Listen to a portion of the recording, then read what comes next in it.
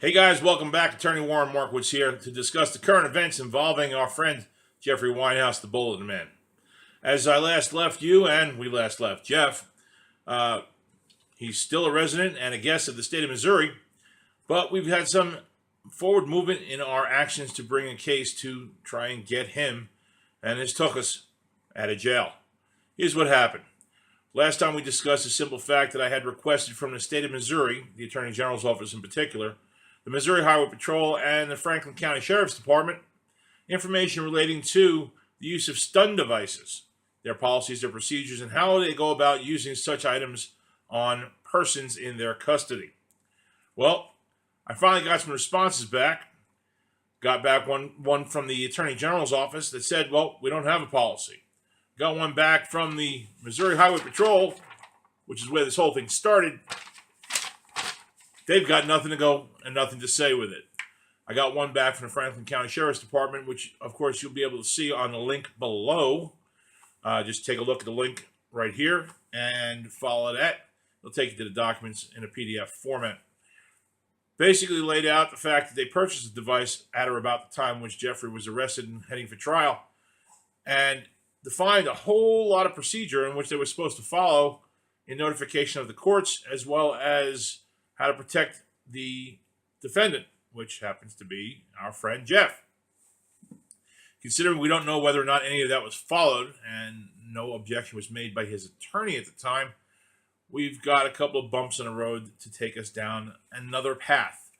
We initially were going to discuss moving forward with a habeas petition to have the federal courts review his case in its entirety based upon actions that were taken during and after trial.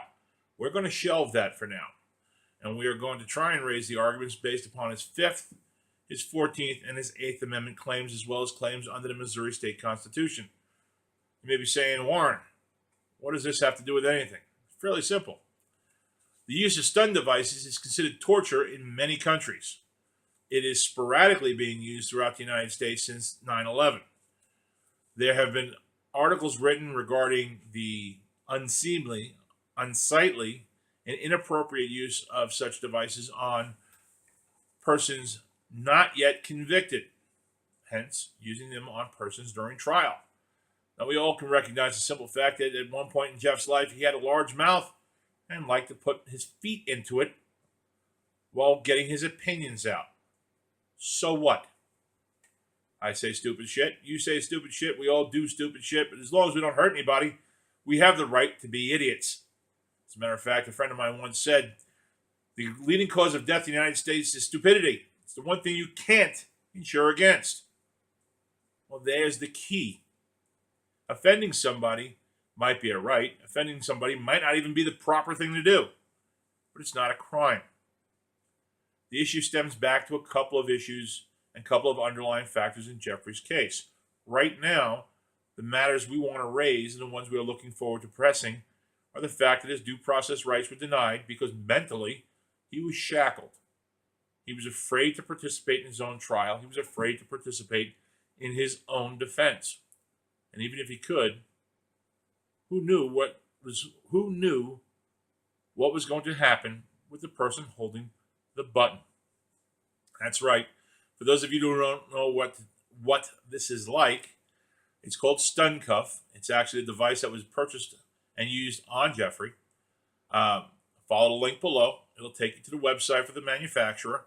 You can check out some video webs on it, and you might find yourself a little surprised on how fun this little device can be.